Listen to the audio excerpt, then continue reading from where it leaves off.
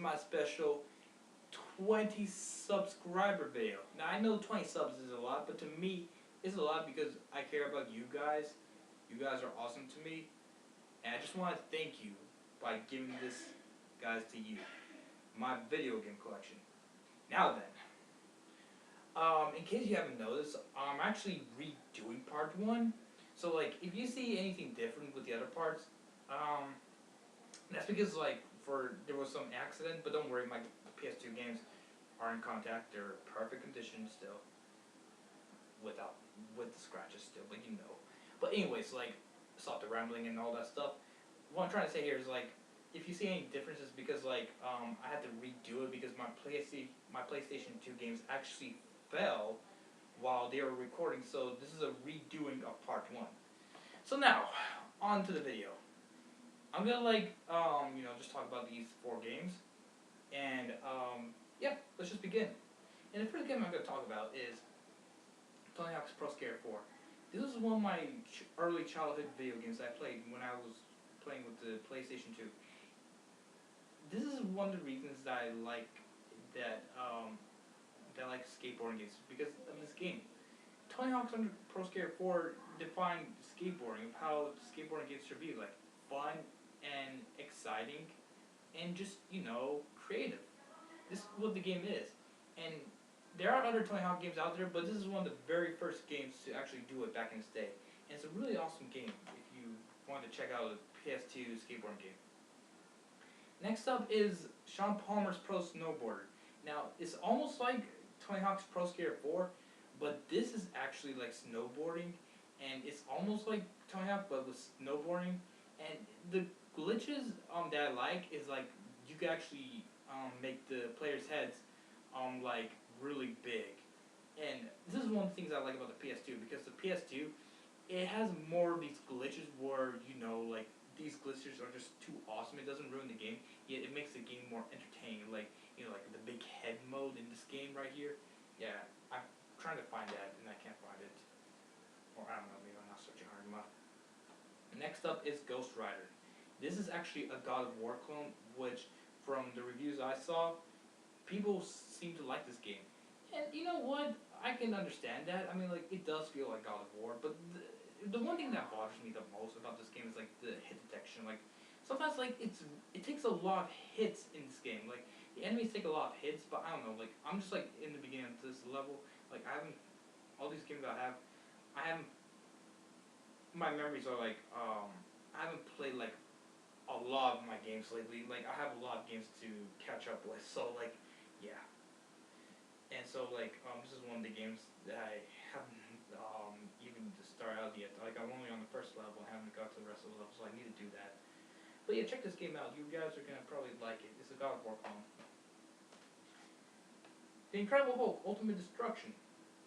This is actually a great Incredible Hulk game. Like, you get to wreak havoc in cities, or in a city and a desert. That's the only 2 places.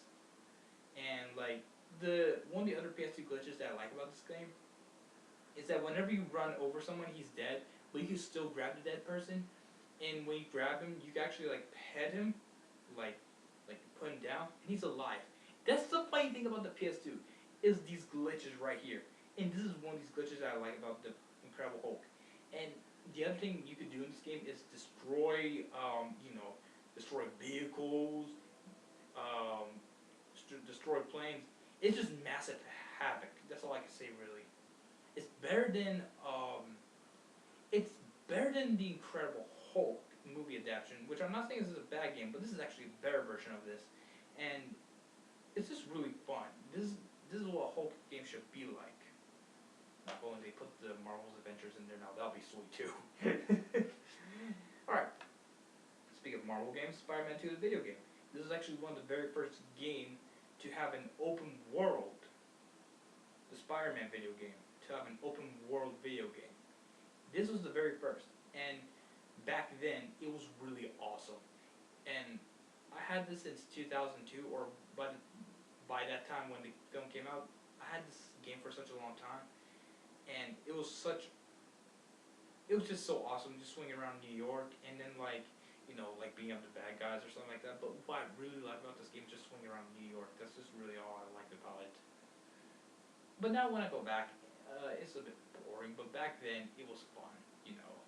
I like it was the PS2 days. What do you expect? Like something new to happen, and this is one of them. They introduced open world. Next up is Madagascar the video game. Now, Madagascar, this is not too bad for a movie adaptation game, but it's alright. I mean, like, you know, it's this, it's a, there's not too much platforming in there. You're just running around and maybe just beating the crap out of other animals. I'm not sure exactly. I haven't played this game such a long time. I don't even remember about this, so forgive me if I said some wrong things about this game. But this game's alright. It's not too bad. It's not too shabby. But if you have kids who are looking for not too much, not too hard of a simple platformer or beat 'em up game, this is a good game for them if you have a PS2. Next up is Ratchet Deadlock. Now this is an awesome Ratchet and Clank game. The only difference about this game is that you don't get to play as Clank at all. Instead, he's replaced by these two robots, but he is featured in the game, I believe. And like, basically, it's an arena shooter game. That's what it is, really. You're going around arenas, just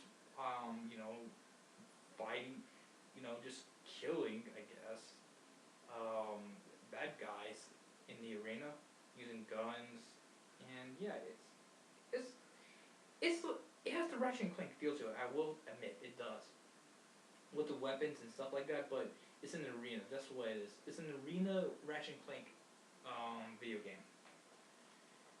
Ratchet and Clank the video game. I I haven't played too much of this game either, but from what I played so far, it's pretty good. And like I can understand like how Ratchet and Clank got how the series got started because of this game. Like it had creative ideas, the guns were creative, the dialogue was funny, the graphics were good at the time, and it was so it was a they had lovable characters in this. Well, I mean, they had great characters, like Ratchet and Clank, and it had a good story to it. And because of that, the series kept on growing and growing. So I can see how this game succeeded for so far, even though I haven't played that much of it. But no, I'm rambling too much. Jack X Combat Racing. You know what? I don't remember much about this game, but from what I've played so far,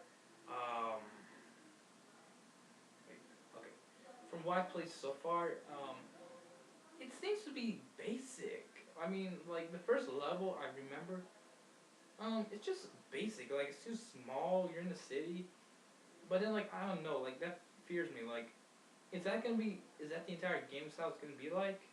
Because this is one of the earlier PS2 games I have so far. Madagascar and Jack X. I mean, like these are like this is like 2 years old, and this is like Madagascar is like 2 years old. I know that sounds, or that's like 5 years old. I know that sounds long, but trust me, like compared to the other games I have, these were less longer than what I had. So that's why, and I was like busy playing on my Xbox games. That's why. So yeah, I don't remember too much, but I don't know if it's open world or not. But I think it's like just small racing. I think it's just small racing tracks. That's it.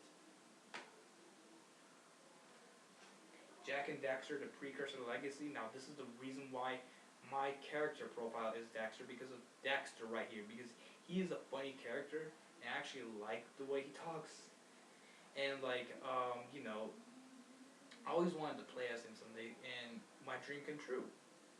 A Daxter PSP game came out, exclusively for the PSP, and this game is such a classic. You're just roaming around, getting these precursor orbs, and there's a moth flying here. Anyways, whatever. Um, it's a PlayStation 2 classic that everyone should try out before you go onto the PS4 or PS3, because this is one of Sony's greatest libraries in their collection, and I think everyone should try it. It's like Mario, where you're traveling around different worlds, but with more adventure in it. That's what it is, basically. Shadow of the Colossus. Wow. I mean, like, this game is new because I bought it at Ichiban, which is an anime convention in my area, for I think like $3, and I haven't got to the Titans yet because school and stuff like that. But the gameplay that I saw is, if any of you guys know about Attack on Titan, if you guys see this anime, this is gonna be familiar to you because like the gameplay is very similar to, well, it is Attack on Titan basically. Duh. I mean, like, hello, you're fighting colossals, which is Titans, the same thing. You're gonna understand like how hard it is for people to fight these Titans, and this is gonna give you a good example of it. So try it out. Sega Genesis Collection. Now I know there's an Xbox version of it, but I have the PS2 because I found it at the convention, which is where I found this at. I bought these two at the same place. They didn't have the Xbox version, so this is the only one I have. But so far, I like the games they have. Golden Axe, Shadow Dancer, The Secret of the Shinobi, and Sonic the Hedgehog. Of course, Sonic. I mean, like, these are all great classic games that everyone should check out before, you go somewhere else or something. So this is a good game. It doesn't matter if it's on the Xbox or PS2. I mean, it's the same thing. Like, the graphics are gonna be the same anyways. I mean, like, it's not like the graphics are updated or anything. I mean, like, these are Genesis, Sega graphics we're talking about, so it's not gonna make a big difference anyways. Jaws Unleashed. Now, this is like a GTA clone, but with a shark. And I don't think this game has bad ratings and stuff like that, but it's actually fun. If you just take the reviews out of the way and just have fun with this game, you're gonna have a lot of fun. And I know it's violent and it's really gory and it disrespects the movie completely, which I have.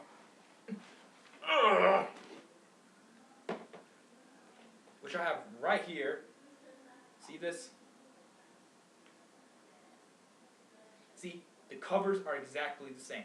It disrespects the movie because of that. But just step that aside, and if you just step that aside and just have fun with this game, I promise you, you're gonna like it, even though it's violent. Excuse me. Now, Agent Under Fire.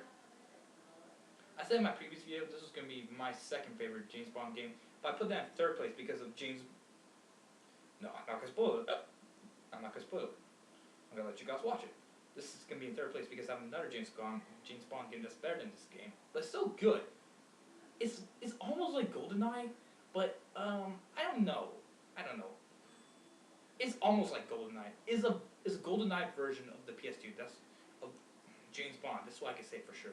It's very similar to James Bond GoldenEye, but with more gadgets and stuff like that because it's in first person mode. Next is 13, which is actually spelled in XIII, which knows the spells Roman numerals 13.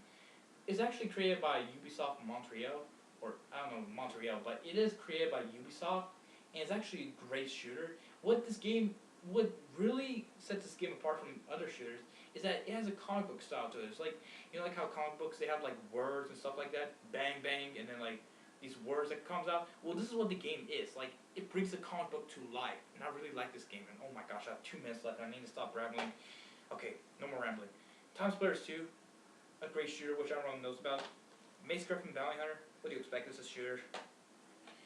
Red Faction is a classic first-person shooter that's like, you destroy stuff. Like, whenever you shoot down an object, it's like Battlefield Bad Company 2, very similar, but in Mars. That's what it is.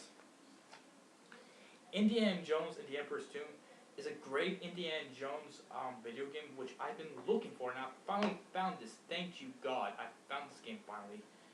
So, please make sure to check this out. This is a great game that you guys should definitely check out and not miss out. It's a great Indiana Jones game with some great gameplay because it's from the same creators who did the Buffy the Vampire Slayer video game, if you haven't checked that out. Star Wars Bounty Hunter. It's a Star Wars game featuring Boba Fett or Jango Fett, whatever. Star Wars Battlefront 2. I know you guys are getting hyped because of Star Wars Battlefront 3 announcement at E3 this year. I'm really excited about this. Dragon Ball Z Budokai Tenkaichi 1. I don't have Budokai Tenkaichi 3, but who cares because it's still an awesome game. It's like Naruto Storm, but in the PS2. That's what it is. Soul Calibur 3. It's Soul Calibur. What do you expect, people? So, weapons, and whenever people get hit by the weapons, there's no blood. Kingdom Hearts 3 Chain of Memories, a 3D version of Kingdom Hearts Chain of Memories, but in 3D and better gameplay. The Great Escape, a movie version of the 1940 film, and oh my gosh, I need to go fast. Sphinx and the Cursed Mummy, Crash Twin Sandy, and Dr. Muto. Alright guys, that was my PS2 collection. Please check out the other videos. See you guys.